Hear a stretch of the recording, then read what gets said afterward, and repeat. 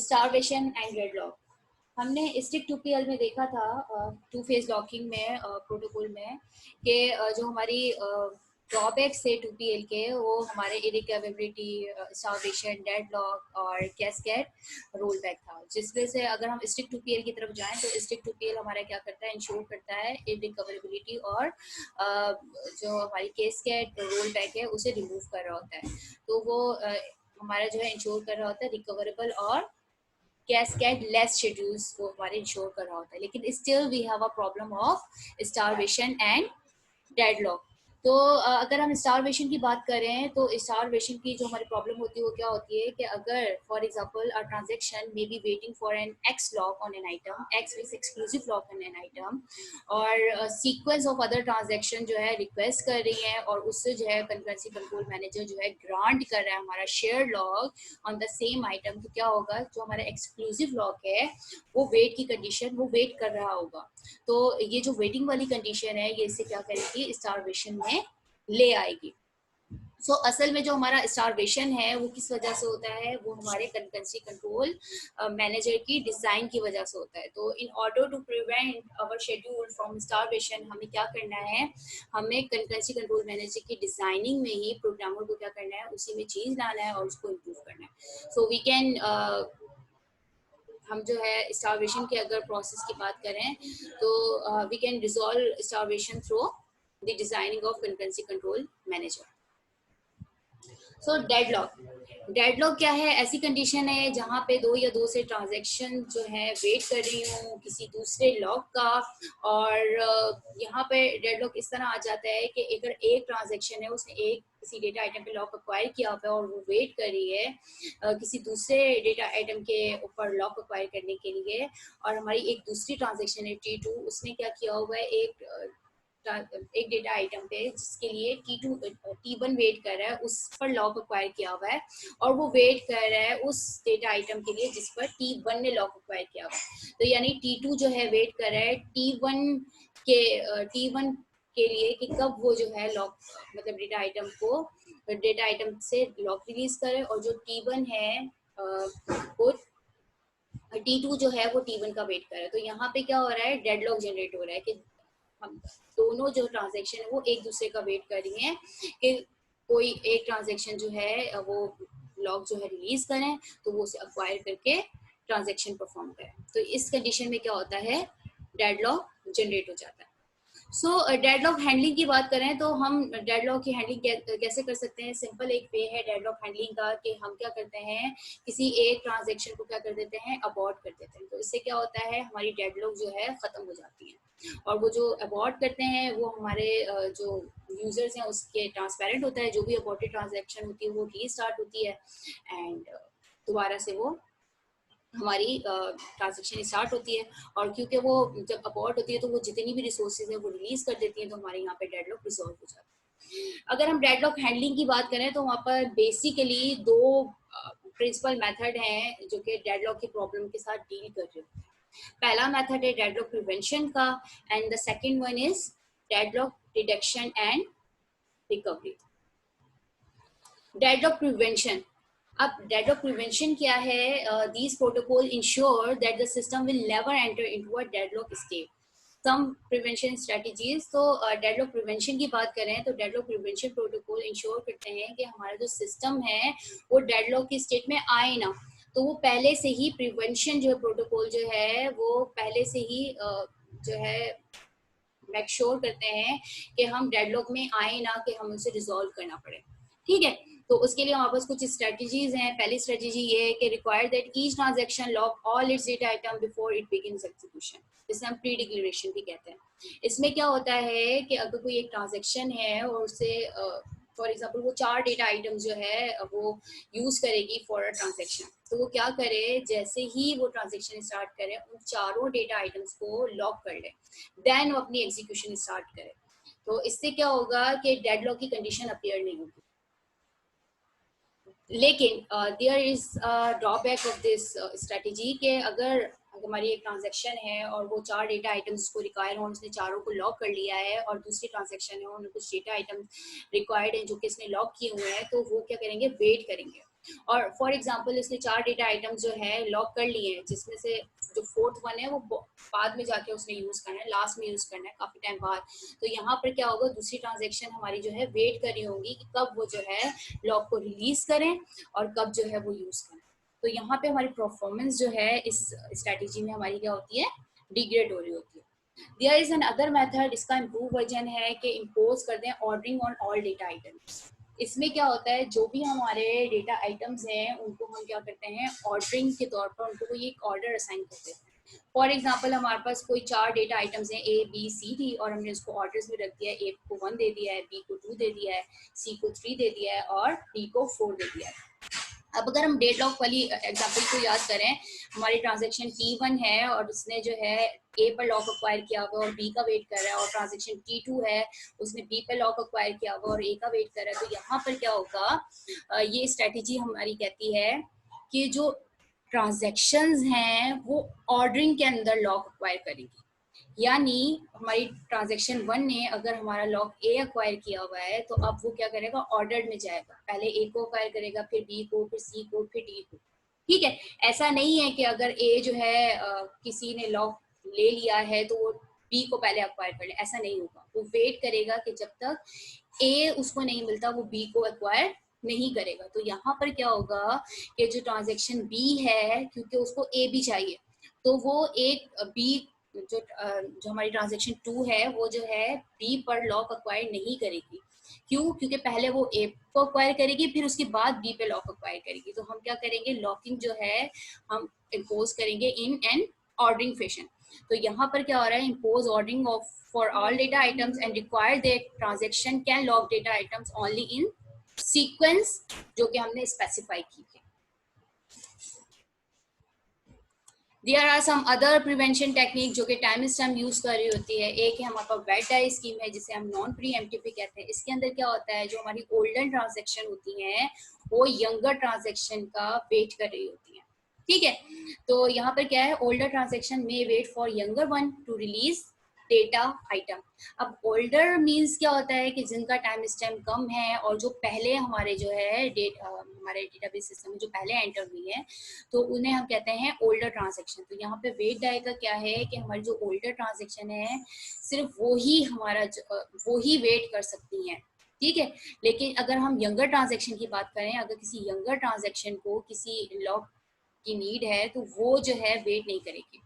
अगर हमारी younger transaction है तो वो never wait for older ones, वो क्या हो जाएंगी, रोल बैक हो जाएंगी स्टेट, और वो क्या होंगी, रोल बैक होकर दोबारा से हमारी ट्रांजेक्शन जो है हमारी दोबारा से रीस्टार्ट होगी। लेकिन इसमें एक चीज है कि जो हमारा टाइम स्टैम्प रहेगा वो उसका सेम ही रहेगा। ऐसा नहीं है कि वो नए टाइम स्टैम्प के साथ दोबारा री एंटर हुई ना डेटाबेस, वो सेम टाइम स्टैम्प के साथ दोबारा से रोल बैक होकर वापस आएगी। So our transaction may die several time before acquiring needy data item। तो इस तरह क्या होगा कि जो younger transaction है, अगर वो मतलब कोई लॉक अक्वायर करना चाहती है और वो लॉक किसी ओल्डर ट्रांजेक्शन ने अक्वायर किया हुआ है पहले से ही, तो वो क्या करेगी, वेट नहीं करेगी, वो क्या हो जाएगी, रोल बैक हो जाएगी। लेकिन अगर इन कंट्रास्ट अगर हमारी ओल्डर ट्रांजेक्शन वेट करिए यंगर का, तो वो वेट कर सकती है। ठीक है, दूसरी हमारी कंडीशन है वाउंड वेट स्कीम, इसे हम प्रीएम्प्टिव भी कहते हैं। इसके अंदर क्या है, जो हमारी ओल्डर ट्रांजेक्शन है वो वेट नहीं करेगी। अगर हमारा लॉक जो है किसी यंगर ट्रांजेक्शन के पास है और ओल्डर ट्रांजेक्शन उसे जो है एक्वायर करना चाहती है, तो वो क्या करेगी, उसे फोर्सली रोल बैक करेगी यंगर ट्रांजेक्शन को और जो है लॉक एक्वायर करेगी। सो ओल्डर ट्रांजेक्शन वाउंड्स यानी force roll back of younger transaction instead of waiting. तो वेट डाई के अंदर क्या था, हमारी ओल्डर जो है यंगर का वेट करी थी, लेकिन वाउंड वेट में क्या होता है, वो वेट नहीं करती है, उसे फोर्सफुली जो है रोल बैक करती है और खुद जो है रिसोर्स एक्सेस कर लेती है। तो यंगर ट्रांजेक्शन क्या करेगी, वो वेट करेगी ओल्डर वन का। अगर हमारे सिस्टम में कोई यंगर ट्रांजेक्शन है तो वो जो है अगर रिसोर्स हमारी ओल्डर ट्रांजेक्शन के पास है तो वो वेट करेगी। तो यहाँ पर क्या हो रहा है, वाउंड वेट के अंदर हमारी यंगर वेट कर रही है, जबकि ओल्डर क्या कर रही है, वो हमारी फोर्सफुली हमारी यंगर को रोल बैक करवा के उससे फैच कर रही है। तो may be few roll backs than wait die इसकी। यहाँ पे अगर हम वेट डाई के हिसाब से बात करें तो यहाँ पर कम रोल बैक होंगे as compare to wait die. So यहाँ पर देखें हमारा क्यू डेटा आइटम है जो कि जिसका लॉक हमारे पास किसके पास है, टीएम का है, टीएम है, और टीएम ने लॉक अक्वायर किया हुआ है डेटा आइटम क्यू पर। तो यहाँ पर हमारे पास एक टीएन है और मैं कह रही हूँ कि इसका टाइम स्टैम्प क्या है, टीएन जो है क्यू को अक्वायर करना चाहती है। क्यू हमारा डेटा आइटम है और ये हमारी क्या है, ओल्डर ट्रांजेक्शन है। अगर ये हमारी ओल्डर ट्रांजेक्शन है और ये जो है हमारे डेटा आइटम क्यू को अक्वायर करना चाहती है जो किसी यंगर ट्रांजेक्शन के पास है, तो वेट टाइम में क्या होगा, ये टीएन क्या करेगी, वेट करेगी।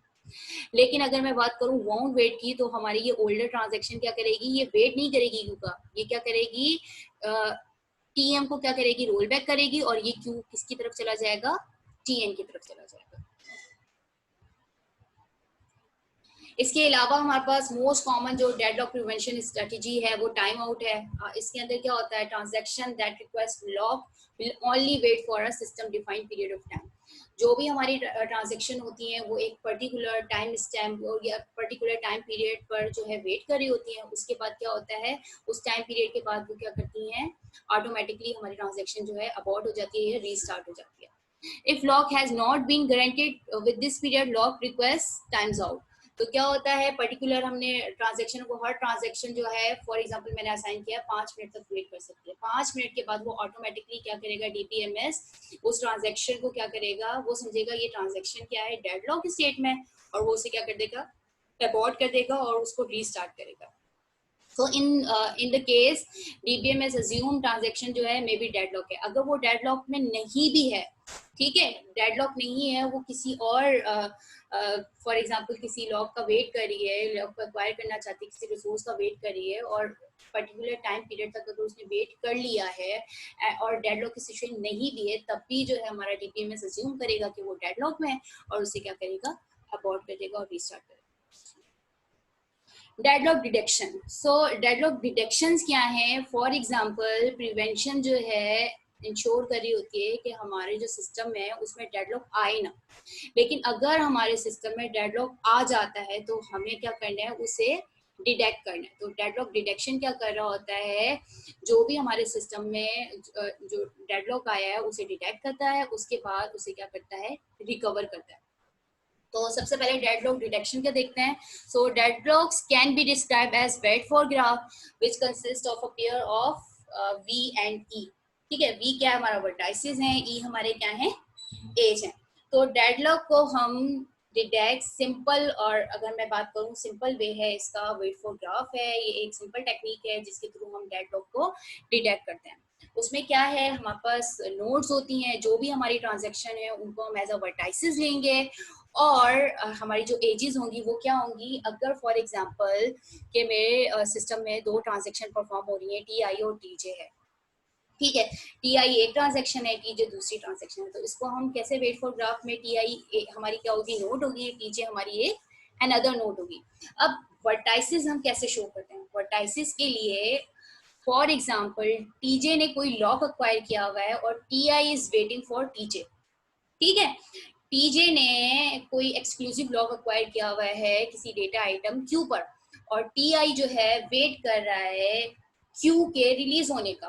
तो यहाँ पर हम क्या करेंगे, अगर आप यहाँ देखें तो हम किस तरह एज लगाएंगे, टीआई से हम टीजे की तरफ इस तरह एज लगाएंगे, यानी टीआई से हम टीजे की तरफ जो है एरो लगाएंगे। इट मीन्स कि T I is waiting for T J. तो wait for graph, if ti and tj is in e, ठीक है, then there is a directed edge from ti to tj। तो इसके अंदर टी और टीजे की एज किस तरह करेंगे, डायरेक्टेड एज हम इसमें लगाएंगे, कहाँ से, टी टू टीजे, जो कि इम्प्लाई करिए कि टी क्या करिए, वेट करिए किसका, टीजे का, to release a data item. तो ये डायरेक्टेड एज क्या शो करिए कि टी किसका वेट करिए, टीजे का। ठीक है, और जब भी हम ये टीआईए से टीजे की तरफ ये जो हम एज लगाएंगे ये तब तक लगा रहेगा जब तक जो है हम इसका वेट जो है कंप्लीट ना हो जाए, जब तक टीजे जो है डेटा आइटम को रिलीज ना कर दे। जैसे ही टीजे ने डेटा आइटम को रिलीज किया तो हमारी ये एज क्या हो जाएगी, यहाँ से खत्म हो जाएगी। तो सिस्टम जो है डेडलॉक स्टेट पे कब आएगा हमें कैसे पता चलेगा? हम ग्राफ तो बना लेंगे जितनी भी ट्रांजेक्शन हैं और जो जिसका वेट कर रहा है उसे डायरेक्टेड एज लगा लेंगे, लेकिन हमें पता कैसे चलेगा कि ये जो है डेडलॉक हम डिटेक्ट कैसे करेंगे? वो हम डिटेक्ट करेंगे थ्रू साइकिल। अगर हमारे वेट फॉर ग्राफ में कोई साइकिल है, ठीक है, the system is in deadlock state if and only if the wait for graph has a cycle. तो हमारे पास क्या है, जैसे ही हमारे पास वेट फॉर ग्राफ में साइकिल है तो इट मीन्स यहाँ पर हमारा जो सिस्टम है इसमें है डेडलॉक स्टेट। तो फिर उसके लिए हम क्या करेंगे, हम इन्वोक करेंगे deadlock detection algorithm to look for cycles. तो यहाँ पर हमारे पास दो एग्जांपल हैं। इफ यू सी, यहाँ पे हमारे पास एक ट्रांजेक्शन है T17 और ये इसका डायरेक्टेड एज किसकी तरफ है, T18। इट मीन्स कि T17 किसी डेटा आइटम के लिए वेट करिए जो कि T18 ने अक्वायर की हुई है, ठीक है। T17 वेट फॉर T18 और यहाँ पे क्या हो रहा है, T18 is wait for T20। T20 के पास कोई डेटा आइटम है जो कि T18 को चाहिए, तो वो वेट किसका करिए, T20 का। यहाँ पे क्या हो रही है, ट्रांजेक्शन T19 वो किसका वेट करिए, T18 का। सिमिलरली T17 T18 और T19 दोनों का वेट करिए। सो यहाँ पर अगर आप देखें तो कहीं साइकिल जनरेट नहीं हो रहे। अब यहाँ पर देखें T17 T18 का भी वेट करिए, T19 का भी वेट करिए और यहाँ पे T18 T20 का वेट करिए, लेकिन T20 जो है T19 का वेट करिए। सो यहाँ अगर आप देखें यहाँ पर एक साइकिल जनरेट हो रही है, तो इट मीन्स अगर साइकिल हमारी आ जाती है तो इट मीन्स यहाँ पर क्या है, डेडलॉक हमने डिटेक्ट कर लिया। सो यहाँ पे डेडलॉक डिटेक्ट किया। Again after detection of deadlock हमने उसके बाद क्या करना होता है, now it's time for recovery. तो डेडलॉक रिकवरी के लिए हमारे पास डिफरेंट हमारे पास स्ट्रेटजीज हैं। सो some transaction will have to roll back made a victim to break deadlock, select that transaction as a victim that will incur minimum cost। अब यहाँ पर क्या है, हमारे पर डिफरेंट स्ट्रेटजीज हैं कि हम क्या करेंगे, डेडलॉक हमें डिटेक्ट हो गया है, अब हम क्या करेंगे, उनमें से कुछ ट्रांजैक्शन को क्या करेंगे, रोल बैक करेंगे। कोई भी एक ट्रांजैक्शन को सिलेक्ट करेंगे जिस जिस एज अ विक्टिम, और उस विक्टिम को हम क्या कर देंगे, रोल बैक कर देंगे। Now the question is arises कि हम विक्टिम किसको सिलेक्ट करें। तो विक्टिम सिलेक्ट करने के लिए हमारे पास डिफरेंट क्राइटेरिया है। फॉर एग्जांपल वो ट्रांजैक्शन जो कि यंगर ट्रांजैक्शन है उसे हम एज अ विक्टिम सिलेक्ट कर लें, या फिर जिसके पास less number of data items हैं उसे हम एज अ विक्टिम चूज कर लें, या वो ट्रांजैक्शन जो कि जिसको ज़्यादा से ज़्यादा डेटा आइटम्स लॉक करने हैं, अक्वायर करने हैं, उसको नीड है ज़्यादा से ज़्यादा डेटा आइटम्स अक्वायर करने की, उसे हम एज अ विक्टिम चूज कर सकते हैं। ओके, दूसरा वे क्या है, रोल बैक हम कर लें। तो रोल बैक जो है हम ये भी एक वे है कि हम फॉर एग्जांपल डेडलॉक डिटेक्ट करने के बाद हम क्या करते हैं, कोई एक ट्रांजैक्शन जो है उसे चूज करते हैं और उसे रोल बैक करते हैं। और कौन सी ट्रांजैक्शन को हमने रोल बैक करने हैं, वो ट्रांजैक्शन जिसमें कम से कम कैस्केडिंग रोल बैक्स हों। ये भी एक वे है। हमने विक्टिम सेलेक्ट किया और विक्टिम हमने ये भी देखना है कि वो विक्टिम जो है डिपेंडेंसी उसमें ना हो, यानी अगर मैं उसको रोल बैक करूं तो उसके साथ दूसरी ट्रांजैक्शन, कम से कम ट्रांजैक्शन रोल बैक हो, ठीक है। अब यहाँ पर दूसरी स्ट्रेटेजी है roll back, determine how far to roll back transaction. अच्छा, रोल बैक के अंदर अब ये है कि हम दो तरह के रोल बैक कर सकते हैं। जब भी हमने कोई विक्टिम सेलेक्ट किया और उसे हम रोल बैक कर रहे हैं तो हमारे पास ऑप्शन है कि हम उसे रोल बैक जो है कितना रोल बैक करें। एक होता है हमारे पास टोटल रोल बैक और एक होता है पार्शियल। टोटल रोल बैक में हमारा क्या होगा, हम पूरी ट्रांजेक्शन को रोल बैक कर लेंगे और हमारी ट्रांजेक्शन दोबारा से स्टार्ट होगी। और पार्शियल के अंदर क्या है कि जहां पर हमारी डेडलॉक जनरेट हो रही है ना, वहां तक हम उसे क्या करें, रोल बैक करें। जहां पे यानी वो रिसोर्सेज को रिक्वायर कर रहा है, जिसके लिए वेट कर रहा है, हम सिर्फ क्या करें, उसे रिमूव कर लें। So more effective to roll back transaction only as far as necessary to break deadlock. तो सिंपली ये है कि यहाँ पर भी वही चीज़ है, हम कोई विक्टिम सेलेक्ट कर लेंगे। विक्टिम हम कैसे सेलेक्ट करेंगे, उसकी डिफरेंट मैंने आपको क्राइटेरिया बताया। उसके बाद हम डिपेंड करता है हम उसे रोल बैक कितना करें, पूरा रोल बैक करें या फिर हाफ रोल बैक करें। Number third point to be noted is starvation. तो हमने ये भी देखना है कि एक ही जो है हमारा जो मतलब हमारी जो ट्रांजेक्शन है वो बार बार वही रोल बैक ना हो। तो starvation happen if same transaction in always chosen as a victim. तो यहाँ पर हमारे डिजाइन के अंदर हमें कुछ इंप्रूवमेंट लानी होगी, हमें उसमें कुछ ऐड करना होगा जो कि ये मेक श्योर करे कि सेम जो है ट्रांजेक्शन एज अ विक्टिम बार बार सेलेक्ट ना हो, वरना यहाँ पर क्या होगा, यहाँ पर हमारे पास स्टारवेशन जो है जनरेट हो। So this is all the deadlock recovery.